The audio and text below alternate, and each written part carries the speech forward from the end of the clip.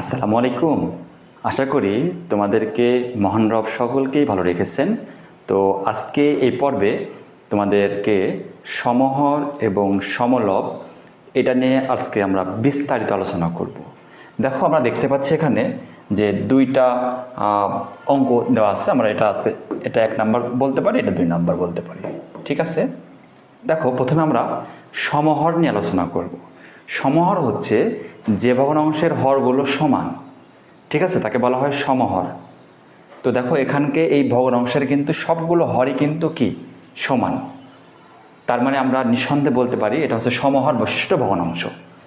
তো সমহর বিশিষ্ট ভগ্নাংশের ক্ষেত্রে আমরা কিভাবে নির্ণয় করব যে কোন ভগ্নাংশটি বড় এবং কোন ভগ্নাংশটি ছোট?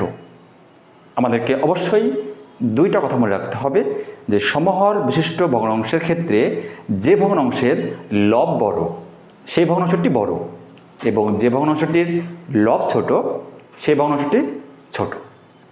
দেখো, তাহলে আমরা এটা দেখতে পাচ্ছি যে সবগুলো হরগুলো সমান, তাহলে কোনটার লব বড় সেটাই কিন্তু বড়, এবং যেটার লব ছোট সেটাই হচ্ছে ছোট।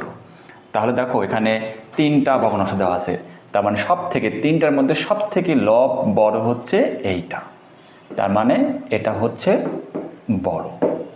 বুঝতে পারছো তোমরা যে 8/7 এটা হচ্ছে যে এই 3টার মধ্যে সব থেকে বড়, এরপরে এইটা, তারপরে এটা। ঠিক আছে, তাহলে আমরা জানতে পারলাম যে যে ভগ্নাংশটির লব বড় সেটা হচ্ছে বড়, এটা হচ্ছে সমহর বিশিষ্ট ভগ্নাংশের ক্ষেত্রে।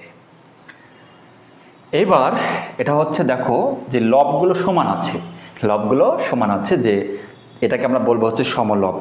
ঠিক আছে, এতক্ষণ আমরা করলাম হচ্ছে সমহর, এবার করব সমলব। সমলব বিশিষ্ট ভগ্নাংশের ক্ষেত্রে আসলে লব 2 প্রকার হয়ে থাকে, একটা হচ্ছে সমলব, একটা হচ্ছে অসমলব, যেটাকে আমরা বলবো হচ্ছে নিউমিরেটর। নিউমিরেটর মানে হচ্ছে লবের ইংরেজি হচ্ছে নিউমিরেটর। ঠিক আছে, তো দেখো লবগুলো হচ্ছে সমান, এজন্য আমরা সমলব বলবো। সমলব বিশিষ্ট ভগ্নাংশের ক্ষেত্রে যে ভগ্নাংশের হর সব থেকে ছোট সেই ভগ্নাংশটি বড়। আমি আবার বলতেছি যে সমলব বিশিষ্ট ভগ্নাংশের ক্ষেত্রে যে ভগ্নাংশের হর সব থেকে ছোট সেই ভগ্নাংশটি বড়, এবং যে ভগ্নাংশটির হর সব থেকে বড় সেটা হচ্ছে ছোট। তাহলে দেখো এই সমলব বিশিষ্ট ভগ্নাংশের ক্ষেত্রে সব থেকে ছোট হচ্ছে এইটা, তার মানে এইটাই হচ্ছে বড়। ঠিক আছে, এটা হচ্ছে সব থেকে বড়, এবং যেটা সব থেকে বড় সেটা কিন্তু কি ছোট, অর্থাৎ এইটা হচ্ছে ছোট, সব থেকে ছোট এটা।